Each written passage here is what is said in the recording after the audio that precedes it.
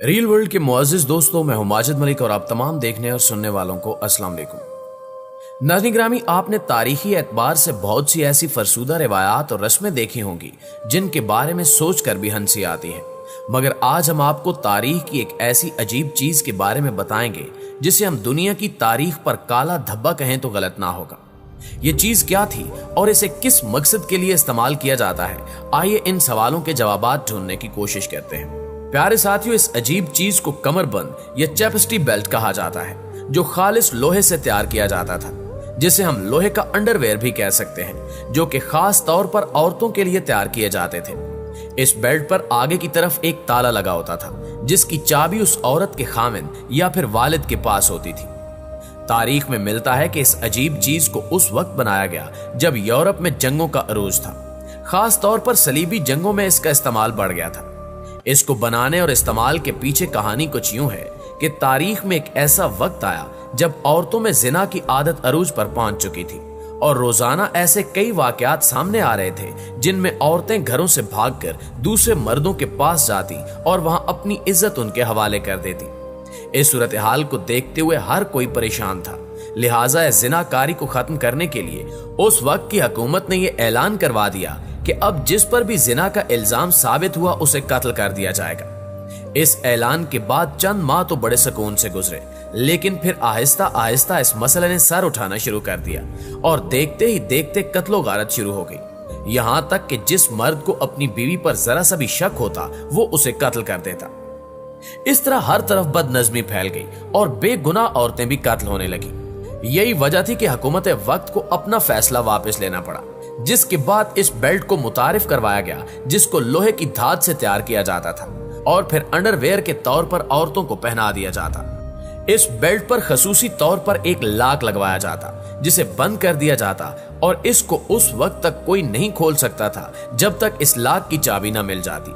इस बेल्ट को कुछ इस तरह से बनाया गया था कि इसको पहने हुए औरत सिर्फ रफ़े हाजत कर सकती थी, लेकिन जिनसी फेल के बारे में सोचना भी नामुमकिन हो चुका था, क्योंकि इन बेल्ट्स के आगे ऐसे धारीदार ब्लेड्स लगाए गए थे जिनके बाद बदफेली करना मुमकिन ना रहता। इस तरह इन बेल्ट्स के बनने के बाद जिना का मुकम्मल खात्मा हो गया। इस चीज से पहले कोई भी फौजी जंग के लिए घर से बाहर नहीं जा सकता था, क्योंकि उन फौजियों को यह खतरा होता था कि कहीं पीछे से हमारी बीवियां गलत रास्ते पर न चल पड़े। लेकिन इस बेल्ट के वजूद में आने के बाद तमाम जंगजू घरों से निकलते और जितनी देर चाहते बाहर रहते। प्यारे साथियों, याद रहे कि इस बेल्ट के कुछ नुकसानात भी थे, जिनमें सबसे बड़ा नुकसान यह था कि जब औरतें अपने नाजुक बदन पर कई कई दिन लोहे को बांधे रखती तो उनके जिस्म पर जख्म पड़ जाते जो इन्हें मौत के मुंह में ले जाते। जबकि इसका एक और नुकसान यह था कि अक्सर मर्द इस बेल्ट को खवातीन पर बांधकर जंग के लिए चले जाते थे, जहां वो मारे जाते और इस तरह उनकी बीवी के जिस्म पर लगा हुआ बेल्ट हमेशा के लिए लगा रहता, जो कि उनकी जिंदगी को अजाब बना देता। दोस्तों, तारीख में यह भी मिलता है कि जब इस बेल्ट की वजह से औरतों के जिस्म में इन्फेक्शन होने लगा और वो तड़प तड़प कर मरने लगी, तो उस वक्त इन मजलूम औरतों के एक हिमायती ग्रुप ने इस जुल्म के खिलाफ आवाज बुलंद करना शुरू कर दी, जिनका मुतालबा सिर्फ ये था कि इस जुल्म को बंद किया जाए। लेकिन तारीख ये स्याह वक्त कभी नहीं भूलेगी जब उस हिमायती ग्रुप को भी एक एक करके कत्ल कर दिया गया, बल्कि इन मरने वालों की लाशों को घोड़ों के साथ बांधकर घसीटा जाता, जिनसे इनकी हड्डियां तक टूट जाती।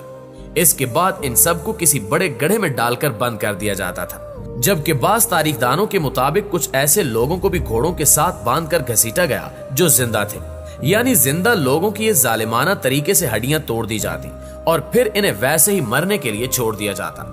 कुछ अरसा तो ऐसे ही गुजरता रहा, लेकिन चूंकि ये जुल्म नाकाबिले बर्दाश्त था, इसलिए इन मजलूम औरतों ने खुदकुशी का रास्ता अपनाना शुरू कर दिया।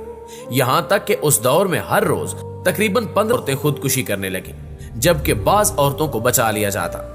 तारीखी दुनिया के मुहक्किक जॉन अल्बर्ट इस मौजू पर गुफ्तगू करते हुए कहते हैं कि एक ऐसा जुल्म था जिसकी कोई मिसाल नहीं मिलती।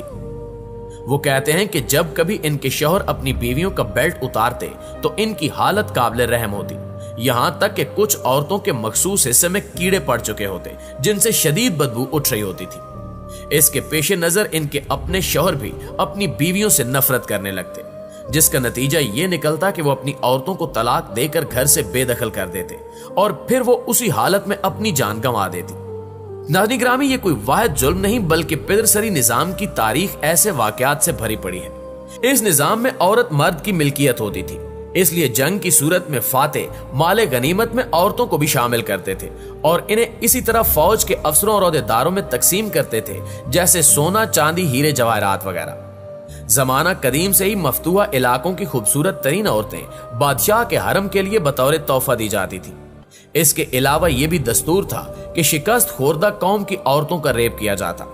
खास तौर से जंग में हारे हुए बादशाह के हरम की औरतों को इसका निशाना बनाया जाता था, जिसका मकसद दुश्मन की मिल्कियत यानी औरतों की तजलील करके अपनी फतह मंदी को साबित करना होता था। कदीम और अहद वस्ता में होने वाली जंगों में यह दस्तूर था कि फतह के बाद शिकस्त खोरदा कौम के मर्दों को एक जगह इकट्ठा करके कत्ल कर दिया जाता था ताकि इनके खिलाफ लड़ने वाला कोई न रहे, और फिर नौजवान औरतों को गिरफ्तार करके उनका रेप किया जाता और उन्हें बाजार में बतौर कनीज फरोख्त कर दिया जाता। इसी तरह जब यहूदियों ने फलस्तीन पर कब्जा किया तो शिकस्त खोरदा कौम की लड़कियों के साथ यही सलूक किया। सिकंदर ने भी जब गजा पर हमला किया तो मर्दों को कत्ल करके यूनानियों ने उनकी औरतों का रेप किया। लिहाजा शिकस्त के बाद लोग अपनी लड़कियों को जंगलों और पहाड़ों में छुपा देते थे ताकि इनकी इज्जत महफूज रहे। लेकिन जदीद दौर में सबसे ज्यादा जुल्म और सितम जापानियों ने किया जब उन्होंने दूसरी जंग अजीम में चीन पर हमला करके नॉन किंग शहर में मर्दों का कत्लेआम किया, जिसकी तस्वीर शहादत देती हैं कि शहर के फुटपाथों और सड़कों पर लाशें पड़ी हुई थी।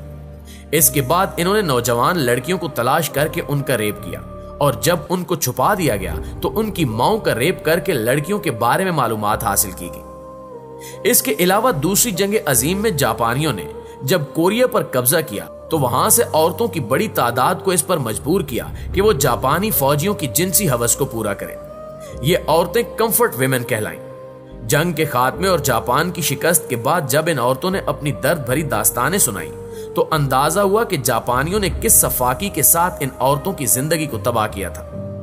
अब तक इनमें से जो खवातीन जिंदा हैं वो मुतालबा करती हैं कि जापानी हुकूमत इन पर होने वाले जुल्म का मुआवजा अदा करे। रेप और कई दर्दनाक मिसालें हैं, जैसा कि दूसरी जंग अजीम में जब जर्मनी की शिकस्त के बाद रूसी फौजी वहां गए तो उन्होंने भी अपनी फतह के नतीजे में जर्मन औरतों का बतौर इंतकाम रेप किया। बांग्लादेश की हुकूमत ने भी निशानदेही की है कि फौजी एक्शन के बाद इनकी औरतों का बड़े पैमाने पर रेप किया गया था और इन्होंने हामला होने के बाद बच्चों को जन्म भी दिया। दोस्तों, 1947 में होने वाले हिंदू मुस्लिम फसादात में भी औरतों की इज्जत महफूज नहीं रही। औरतों को अगवा किया गया और रेप की वारदातें बड़े पैमाने पर की गई। इससे अंदाजा होता है कि मुआशरे में औरत की हैसियत किस कदर नाजुक है और पदरसरी निजाम की रिवायात किस कदर मुस्तहकम है। जी तो रियल वर्ल्ड के प्यारे साथियों, ये थी हमारी आज की वीडियो कैसी लगी कमेंट करके हमें जरूर बताइएगा। इंशाल्लाह आपसे मुलाकात होती है अगली वीडियो में। तब तक अपना और अपने प्यारों का ढेर सारा ख्याल रखिएगा। अल्लाह निगहबान।